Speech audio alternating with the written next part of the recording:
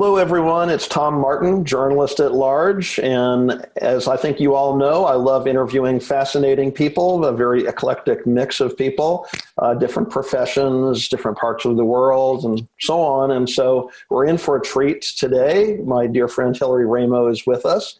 And it's so funny, as I was getting ready for our show today, I was thinking about sort of, I guess it's kind of a chauvinistic phrase, Renaissance man, but I would definitely say that Hillary is a Renaissance woman in the sense that many talents, many interests, many experiences, and all my life I've really believed that conversation is sort of the greatest art. I don't know if people would call it a fine art, like, classic oil painting or something, but I consider it a fine art. And Hillary is really masterful at conversation and exploring so many fascinating areas. And so I'm just excited about the conversation that we're going to have today. So welcome. Hi, Tom. Thanks so much for having me here. It's a pleasure. I'm very excited about this. I love talking to you. It's great. Thank you. Thank you. Likewise. Yeah. So it's funny. I was thinking, you know me and my interest in different personal development speakers and books and things like that. And one of the speakers who I really enjoy over the years has a theory that there are 6 human needs. I don't know how he arrived at that. It's not like Maslow's hierarchy of survival needs and that kind of thing. And I came to the conclusion long ago that my number one need, I would even say, not desire, but even need, is variety. And I have a feeling that that might be true for you as well. When I think of how I define you, not that we want to be defined as people, but you have such wide-ranging interests and experiences, and they're all so in-depth as well. So I was just curious how you would define yourself. Well, I would define myself as a flexible human being. I get to go into different things. I've been on radio since 2005, as you know, and I've had a conversation a week with some of the most fascinating, interesting people, and it has shaped me to be who I am today. So I guess I would answer that question. Flexibility has been key in order to interview people and to get to know their material and what they're all about. And it doesn't always necessarily line up with my beliefs or what I am doing in the world. So it's helped me practice that, really, to be able to be flexible in learning about other people, learning about subjects, and researching and so on and so forth. So, yeah. Okay, that makes sense. Do you think the world could use a bit more flexibility? What's your impression? Yeah, I do. I see that we have become sort of rigid in our belief systems, and social media is a really good measure for that. If you take a look at the conversations that happen on social media, a lot of times they are about agreeing or not agreeing. And if people don't agree, then they throw them out with the bathwater, right? They just say dismissed and done. They move on, blocked, So I believe the conversation really needs to be around acceptance and compassion for people and understanding. And if you try to meet people at a blank slate, and get to know them as you go, instead of trying to Google them and know everything about them before you meet them. I think that's very helpful. Mm-hmm. Trying to just relate to people in the moment when you have that moment, and being flexible in your ability to stay present and understanding where they're coming from and trying to put yourself in their shoes is very helpful. Yeah. Excellent. I know that sort of one of the rules of thumb of interviewing is not to say, hey, we're talking on Monday or something like that, but it's kind of unavoidable, the fact that we are having this conversation during a really unique time in human history, global history, people's concern about the virus, the ripple effect that has on the economy, and so on, globally, literally globally. And so that's what's going on now.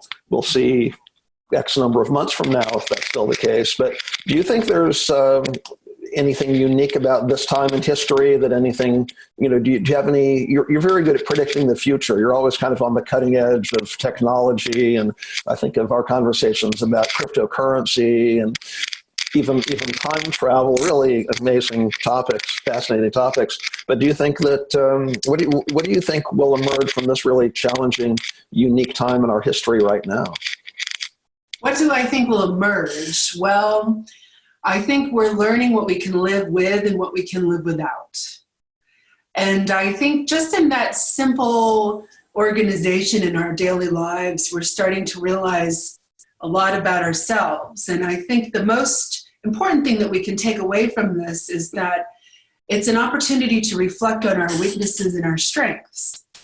And when we find a weakness in ourselves, we just step back and assimilate it and work with it and try to work through it as best we can. And it's not necessarily something we have to go tell the whole world, but it's moments like that that create these opportunities where we can really benefit and create a better us, a better you out of it. I think the world is headed towards a big change. I think it's been coming for a long time. And all the areas of research that I've had to go into because of my shows and interviews, it's really given me a unique perspective. Not everybody has done that. So when people talk to me, they tend to go, oh, their eyes go real big, or they glaze over, or they start nodding their head because they've come to the same information. Mm-hmm. And I think we're looking at a time where we need to reevaluate a lot of systems, infrastructures.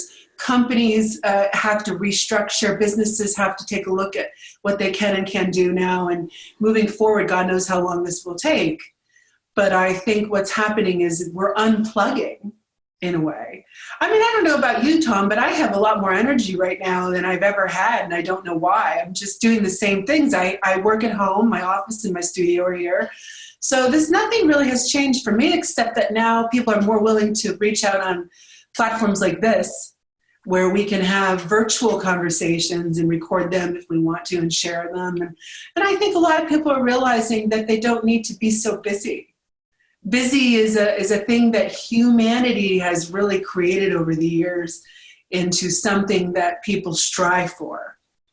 And you don't have to strive to be busy necessarily so much. You can take a deep breath and relax and just handle what's in your immediate zone and go from there. And a lot of this is asking people to look at a lot of more closer relationships because they're stuck home with family and partners and things of that sort. And so opportunities for healing are just everywhere. And I really think that that's what we needed. I feel like that's what we've needed. And as far as predicting goes, well, I guess when you start looking at things and connecting certain dots, it's just really easy to do. It's nothing special. If you start looking into different areas and different things that may seem to be unconnected and start to realize how they are connected, you start to see the panoramic perspective versus just the narrowed in. And I think people are learning how to do that better than ever before because they're realizing, hey, maybe I don't need this or I do need this. And so prioritizing is becoming a really important thing. And I think everyone needs a reset. This is a reset. Excellent. Yeah, no, I was just sort of thinking that same idea. In fact, I had a conversation last week with an art gallery owner, a fellow I met in Chicago recently. He's from Germany originally, and he was saying that a lot of us are sort of going through the motions of certain rituals and patterns, habits that we have in our lives, and we get into routines. Maybe that's human nature, and we don't question them. And so to have maybe it takes something really dramatic to force us to question them. We can't go to 7 restaurants a week or hang out wherever we've been hanging. It's like and I don't know if you would agree, but it does seem like this is a time to go within also, as well as reflect on connection.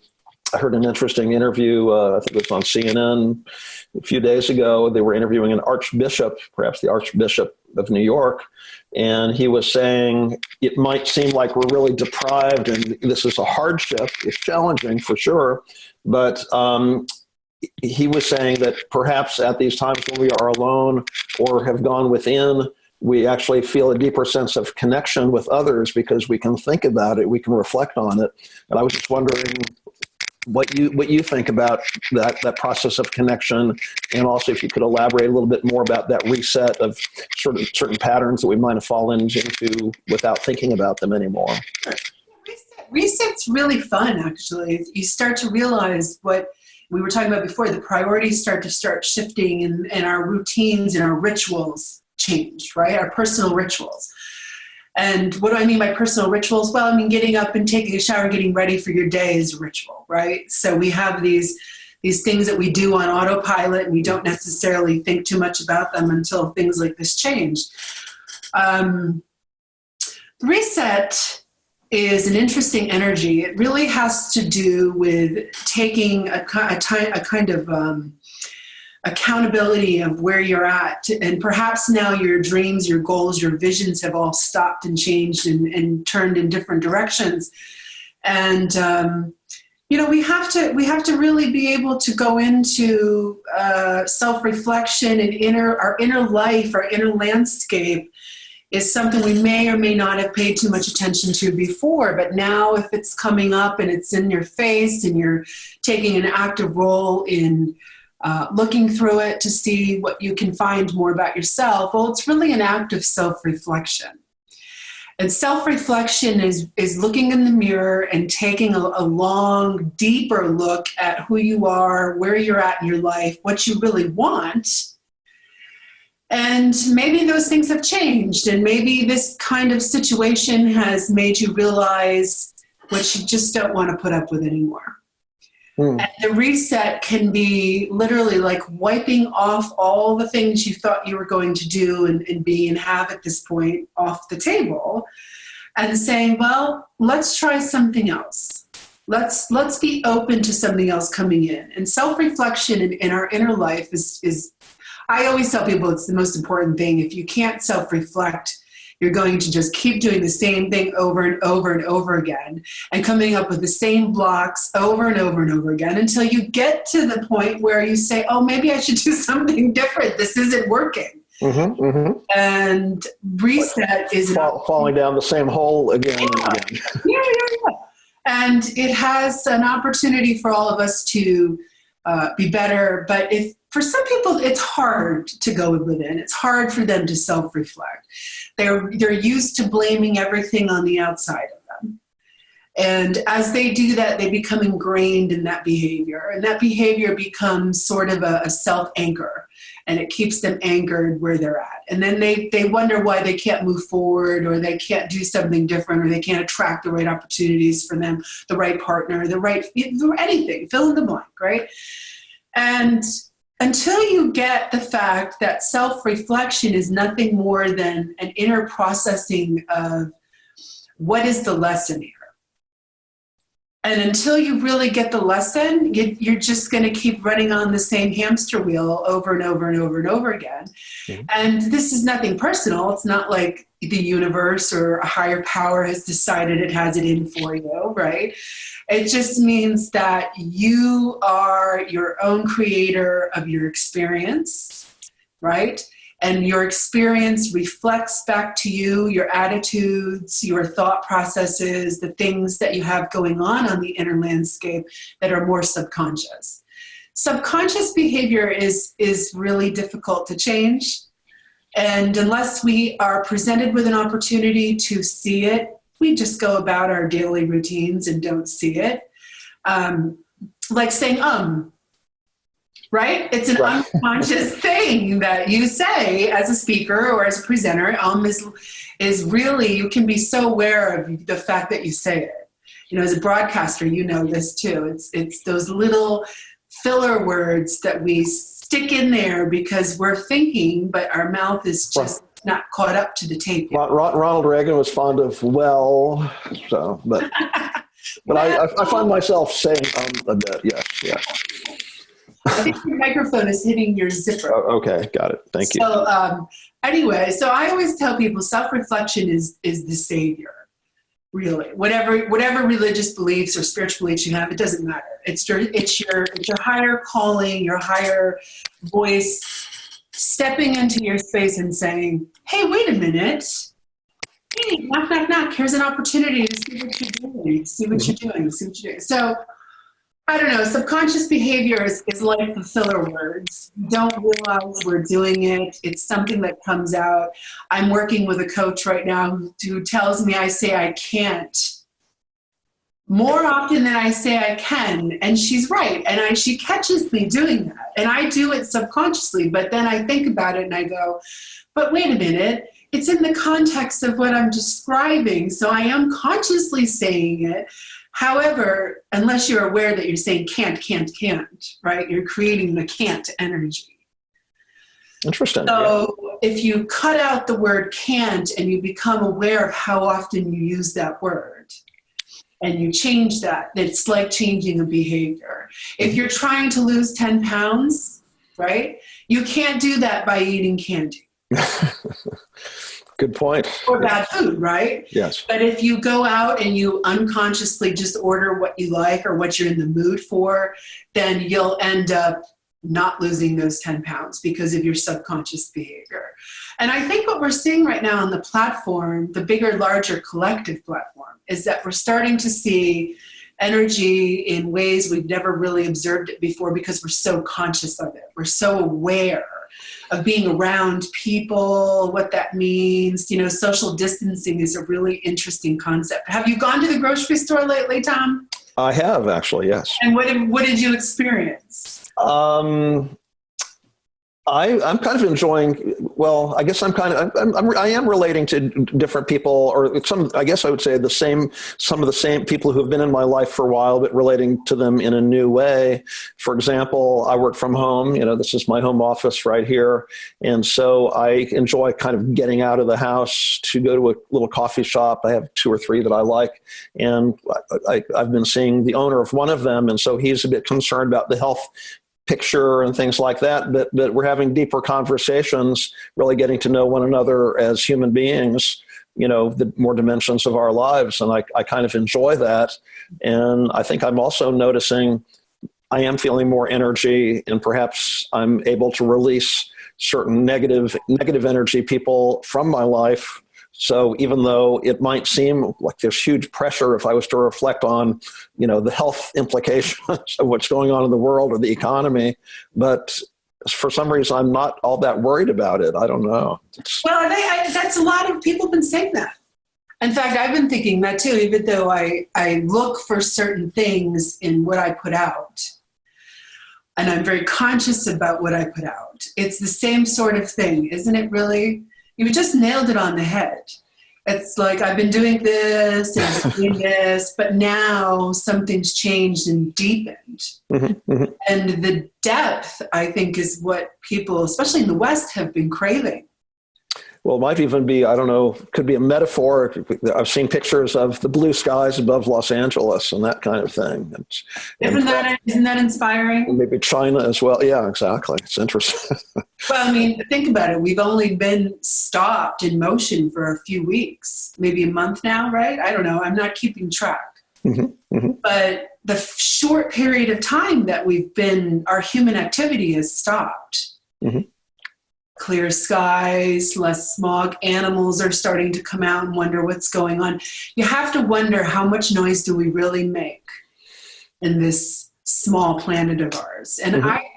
I think I have hope. I feel very optimistic. I feel like I am helping my clients realize where weaknesses are in their personal lives and their businesses, and they're going, aha, they're having aha moments. And mm-hmm. as they think of some of these things that are happening as tragedies, right? My brother was laid off of his job and he's been sitting home, but he's been working for years and years and years. And so when you suddenly have nothing to do, right? You have to sit down and realize, well, wow, I have time here. I have time to talk to my partner. I have things that I can do that I haven't done. Spring is here early, as you know. I'm sure it's here early in Connecticut too. And people are outside, they're walking. I saw neighbors talking the other day. I haven't seen neighbors talking in my neighborhood since I moved here 4 years ago. Yeah. No, it's interesting. I'd love to hear more about your spiritual journey. I know that earlier this year you had an interesting experience going elsewhere to spend time going within. And when we've had conversations in the past about some of your photographs. You've visited many spiritual places on the planet. And so now that we're in this kind of intense, in a positive way, experience, I was just wondering what you've been seeking, or what those journeys mean to you. If when you go off on a retreat like that, like you did earlier this year, what motivates you? And I'm just kind of fascinated by that whole process. What makes me decide to do these crazy things? Right? I didn't say they're crazy. No. Well, you're speaking about me spending some time in a Buddhist monastery earlier this year. And the decision had been on my mind for a few years. I had been aware of this monastery in the Catskills for some time, and I was on their newsletter, and I would get some of their mailings and read through, and I'd say to myself, well, I don't know. Until one day I got one of their newsletters, and it was about a retreat coming up. That was a professor from a university who was coming in, who was a Buddhist, who was coming in to talk and lecture about going within and understanding collective bias. And at this point, everything was pretty overwhelmed with the political state, right? Everybody has something to say about the political state. So I felt like maybe it would be helpful if I understood better what that bias is, how it affects consciousness, and what that means. And I thought maybe this would be a good opportunity to go for a short period of time, immerse myself into this setting that has always called me, but has never really felt right to go to. So I showed up, and I lived in the cloister. I lived in with the monastics, and it was really an interesting experience. I could probably spend a few hours talking to you about this. However, what it made me realize was that all the spiritual seeking that I've done my whole life, I've been a very spiritual person my whole life, but I've never really wanted to attach to one belief system. So I've explored a lot of different belief systems and taken a little bit of each that resonates with me and my practice, which is just being mindful. Really, my practice comes down to mindfulness and being able to practice that at home, in my work, in my photography, and my artwork. And mindfulness to me has become one of the most valuable skills to, be flexible and fluctuate through different belief systems and be able to explore without becoming hard ingrained into it has to be rule-like, right?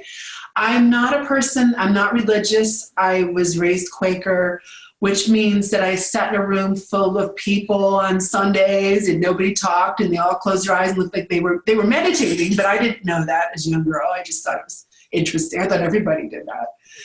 And as I grew up, I learned really quickly that not everybody does that. And so being mindful and quiet and being in silence has been a practice that I've had my whole life.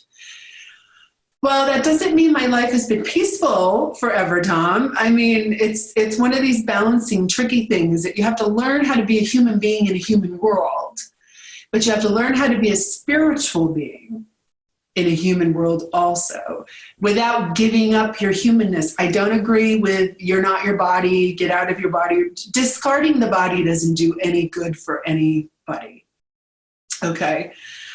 We are our body as long as we're here, and so that goes against a lot of popular spiritual beliefs. So my spiritual life to me is really about connecting to nature, connecting to my subjects that I paint or photograph.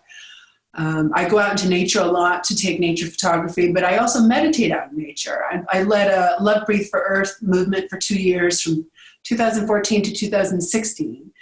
And we organized global meditations through social media, and we got everybody meditating outside. And the instructions were very simple.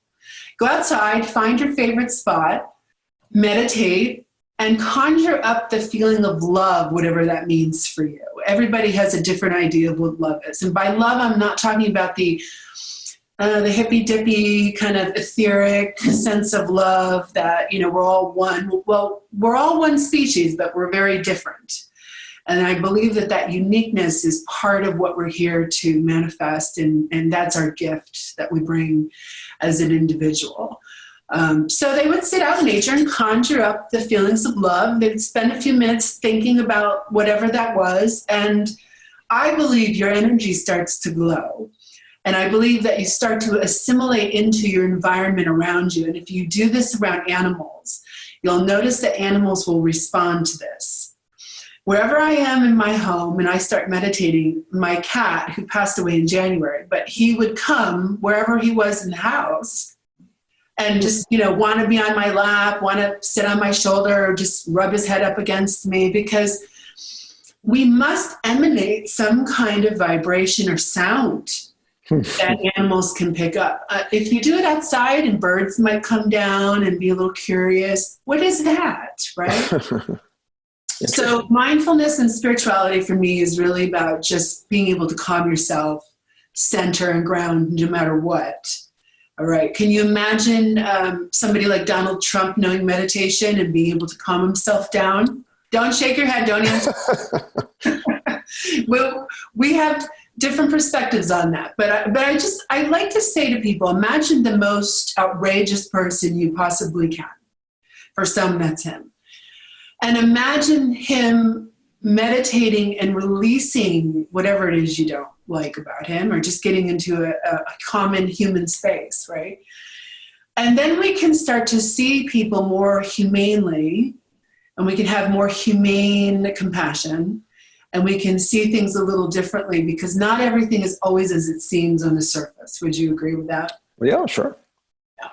Yeah. I don't know if that answers your question, but that's where I went. It's interesting. Yeah, I'm enjoying hearing more about your spiritual journey and what moves you to make certain choices and take some literal journeys and figurative journeys. It's cool. Is there any message you would want to share with people who do find themselves, maybe they're working in a busy office most of the time, but suddenly they're at home now. They have a few more weeks, I would imagine, at home, and perhaps more time on their hands than they are used to, and they're freed from some of those routines that they were doing subconsciously, without questioning them. I know, it might be difficult to advise others to find spiritual meaning. Maybe that's something we need to be motivated ourselves to do. But I was just curious if you have any advice for people during this interesting time that we're living in right now. Well, my advice would be to relax into it. I know it's a scary thing to be without a job, to not know where your paychecks are going to come from, but people are being very helpful in working with this. So first thing you have to do is really reach out, whatever your situation is, and reach out to your resources and find where you can get help. If you have to go to the unemployment office, just know that so are 80,000 other people going to the however many it is today. Mm-hmm. And be kind to the people you're interacting with. Mm-hmm. The person on the other end of the phone is dealing with 80,000 of you. So it's not one of those things where you demand and you get angry and you call up customer service type people like this, and just remember that they're humans too, and we're all working through this. I would also suggest to take time to consider that perhaps this situation is, like I said before, an opportunity for you to reevaluate where you're at specifically. Are you really happy with your job?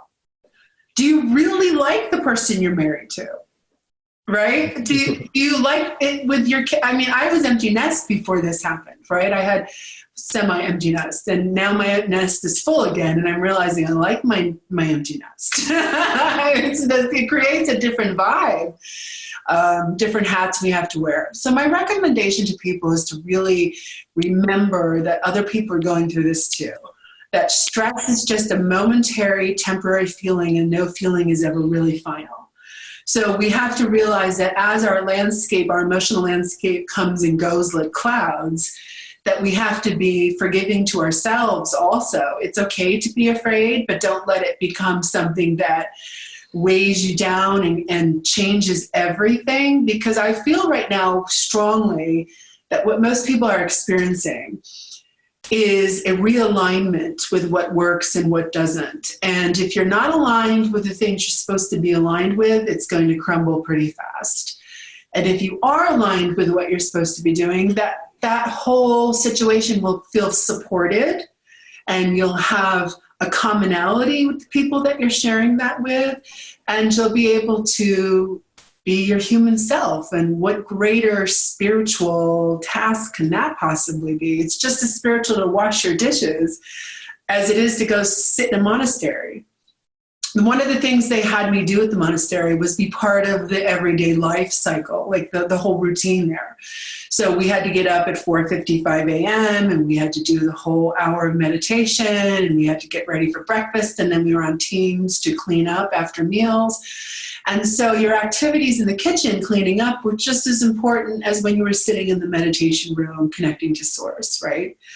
So this is a simple spiritual concept that many people in many different areas have always suggested, that the mundane and ordinary in our lives are just as important as the extraordinary experiences. You know, I've climbed the Pyramid on Giza 4 times in my lifetime. So if I were to get bored with mundane life, it would be pretty unhappy in my home, right? You know, I'm climbing pyramids, and what greater thing is that?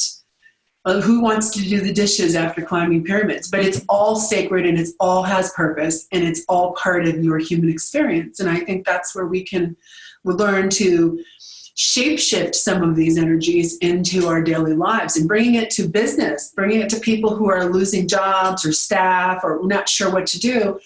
Well, if you don't have a plan, there's one of your weaknesses. So it's showing up immediately in your inner circles, especially where you need to put your energy and how you need to coordinate these things. So if you don't have a plan, now's the time to get a plan into place. Mm-hmm. And to start thinking about how you can better your businesses and your lives moving forward. Great. No, I love that. I love that. I want to shift gears a little bit. I hope you won't mind, but in our many conversations that we've had in recent years, I've learned so much from you about a couple of different subjects, which I really knew very little about until these conversations. Two come to mind. One is cryptocurrency, and one is totally unrelated, CBD. And I'm just kind of curious, since I have this opportunity to, think how your mind works, how you get engaged by an interesting subject like that. Because I know when I first heard about Bitcoin and so on, I thought, it sounds complicated. It sounds new. My life's kind of busy. I don't think I have any room to sink myself into something to the depth that's necessary to really get something out of it.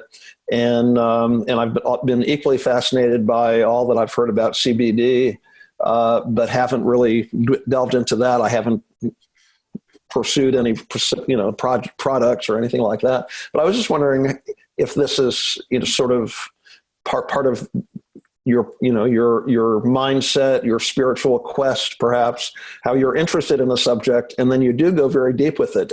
You were talking about the reaction of some people. Maybe they're not into that subject, but they find it fascinating because you are so deep into subjects like this. And there are probably many others too, but those two come to mind. Well, I started learning cryptocurrency in 2014. And I was very lucky to have a mentor who was a chief technologist in Alibaba in Asia. So I had brought him on to interview him, and we did a show together. And then we stayed in touch. I become friends with a lot of my guests. It's one of the perks, I guess. It's really great. And he sent me something one day, and I looked at it, and I don't know why I did it, but I just did it. And I went in and I bought 3 cents worth of Bitcoin. And he taught me what wallets were. He taught me how to buy mining contracts. And this was relatively new. I mean, Bitcoin came out about 2007, 2008. So I was on the air broadcasting. So I was aware, it was on my radar. And I wasn't quite sure how I felt about it at the time, because at the time I was doing a lot of shows on fringe topics, some conspiracy topics, things of that sort. And so it became one of these things, well, what is this now? What are we doing now with this, right?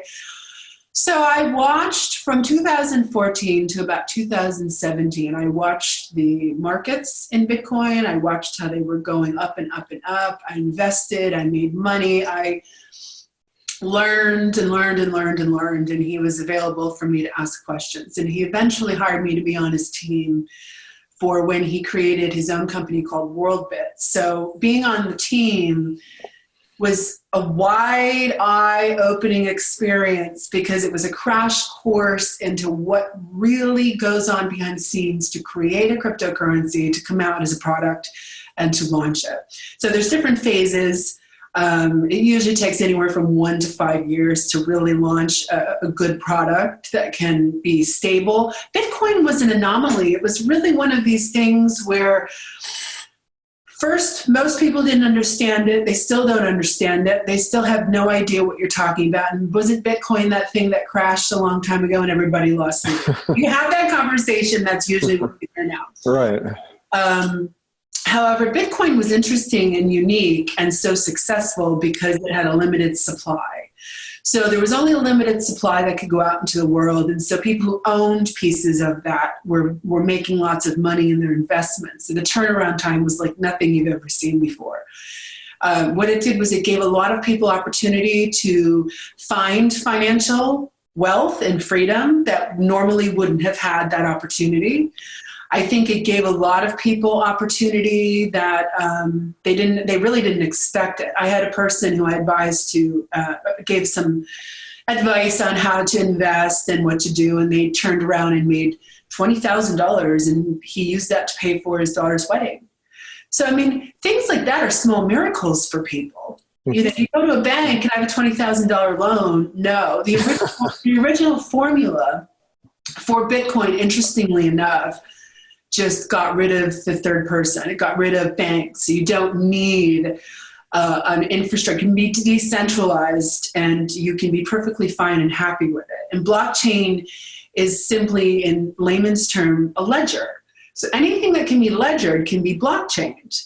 The thing with blockchain is that once you put something into blockchain, you cannot erase it. So it eliminates corruption pretty effectively. And so the original cryptocurrency people who were really on board with bringing it out and making it a thing, imagine if this whole world had gone to Bitcoin, I think that would have been a really interesting thing because we would have already changed the economic system to something else. And people are talking about that now. Well, markets are crashing, CEOs are selling off all of their stock, we're watching the new economic system come in. Interestingly enough also, there was a add-on to one of the stimulus bills that was removed, but it was added on to have the U.S. create a digital dollar and a wallet.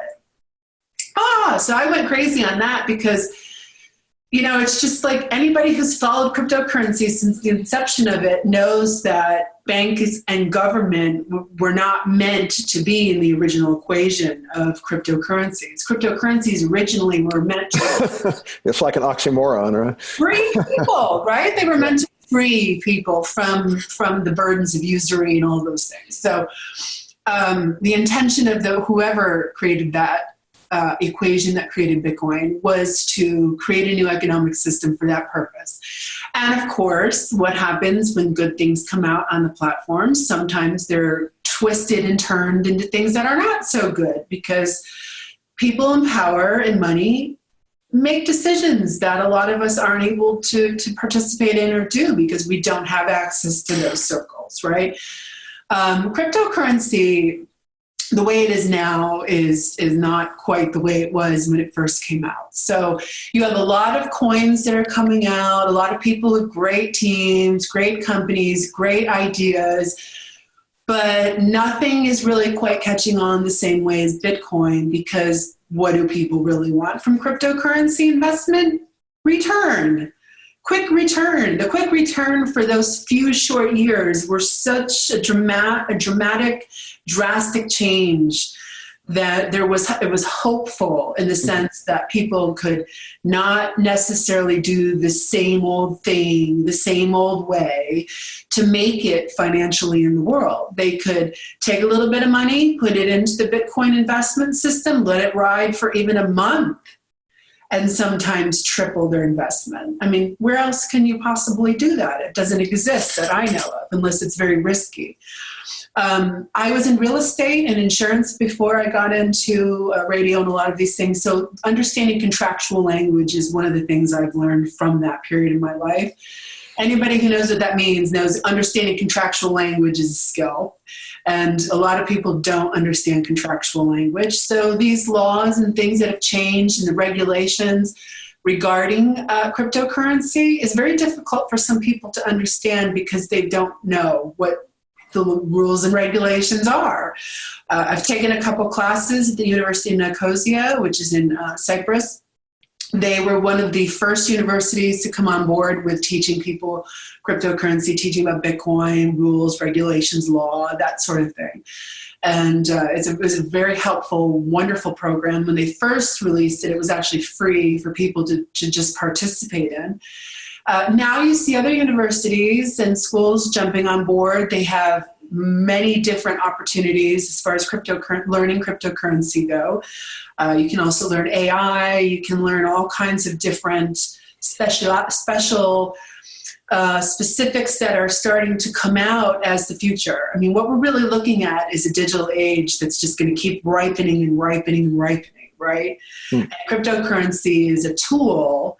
Blockchain is actually much more useful to most of these areas of life because it has a benefit and it also stops corruption. But the corrupt industries don't want you to use it because then you won't be able to stay corrupt. Yeah. That's funny. And what about, I know we're probably getting close to our end of our time here, but what about CBD? It seems like you recognized from the very beginning this huge potential. In fact, I remember you were telling me aren't there ancient roots to CBD, that it's not a newfangled creation? It's not a new thing, no. Well, cannabis in general is a plant. And so plant medicine has been around for ages. Sure. So knowing how to use the plant in its full spectrum force is what I advocate for. I was part of the Cannabis Nurses Network conference last year. I was their keynote speaker in San Diego. But the reason I was there was because I had studied the Voynich manuscript at Yale University in 2013. I actually photographed the book and found a cannabis plant in the book, and all the experts are telling me this book is not translatable, and I'm looking at the plant going, hello, it's right there. Mm-hmm. So what I did was I compared the anatomy of the cannabis plant to the drawing in the Voynich manuscript. And I presented that to 100 doctors and nurses at this conference. And I said, you cannot deny the fact that this is most likely a female cannabis plant.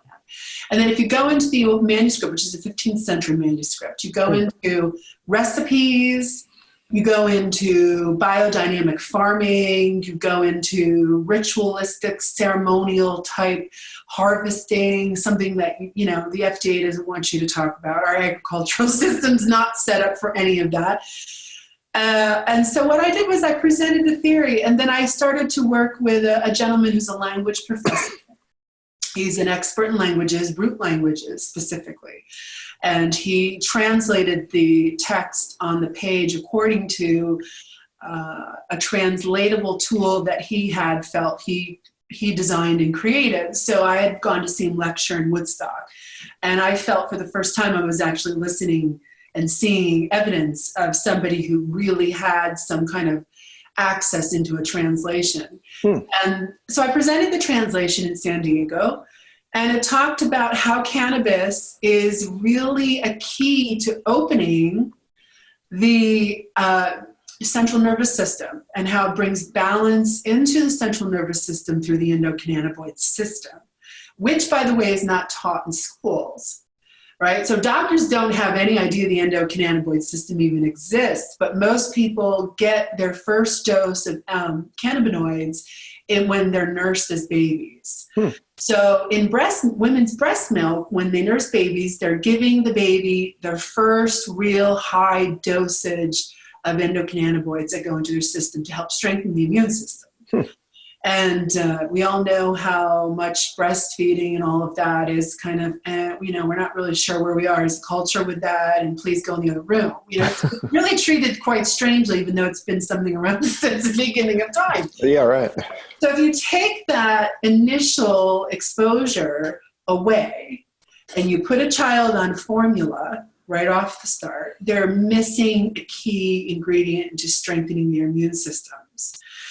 So what we're looking at right now, too, with the COVID-19 outbreak is an interesting, kind of getting to see how we all are really when it comes to strengthening immune systems, and how much have we really been conscious of that. And so CBD is a product of the cannabis plant that's separated from the THC. Interestingly enough, the THC is the key that opens up the brain receptors to let the medicine into the body. So the fact that mass production has taken THC out of it, because that's what makes you feel high, mm-hmm. in my opinion, it actually releases pleasure endorphins. And I think pleasure endorphins are what give you that rush feeling. But that's part of the healing properties of the plant. So it's a long discussion, but to make it short, CBD is what they consider the safe product of cannabis, but I don't agree with that necessarily. I think you need a full spectrum product in order to get the full medicinal benefits of cannabis. And so doing the research at Yale with the Voynich manuscript, taking a look at this, seeing what's, not really let out to the public. I mean, it just seems like we're constantly not given real information about the truth of things. We're given some kind of refined narrative that fits the status quo, that makes everything stay the same. And if you were to let people go free on making their own decisions with plant medicine, which cannabis is, and you let them grow that and pursue whatever kind of growing dynamics you want. Personally, I only use products that are organic, sun-grown, and full spectrum, because I have health issues. I've had health issues in the past, and cannabis has been very useful in helping to treat those. So I know firsthand what that's like. And I also know that the roots of cannabis go back much further than we may realize. And what has happened to the plant and been done to the plant, it really is kind of a sad story, but it's one that we can come back from rather quickly and learn quickly how to not do that.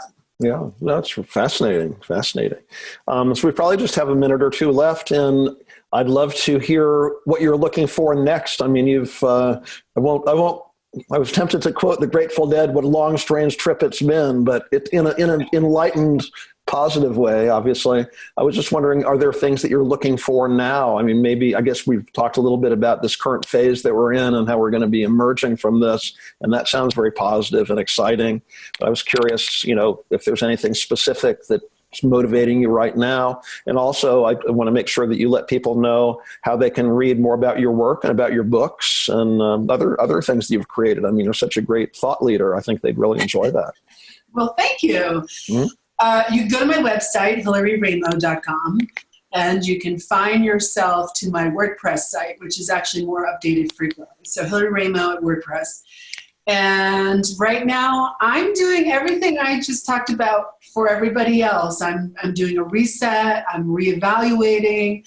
I'm appreciating my strengths and weaknesses. I'm noticing things.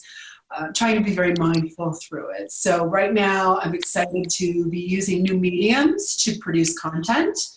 And that's one of the reasons why we're here working on Zoom, because I have found that I really enjoy it. So I'm hoping that we can produce some kind of helpful content that can go out to people now, especially to remind them of their own unique greatness and how nothing like this can stop that. Fantastic. Well, thank you so much, Hilary. This has been great. You're one of my favorite humans. I love our conversations, and I'm glad that we could share a bit of it now, at this really exciting, fascinating time. And I'm sure many people will love this as well. So thank you so much. Thanks, Tom.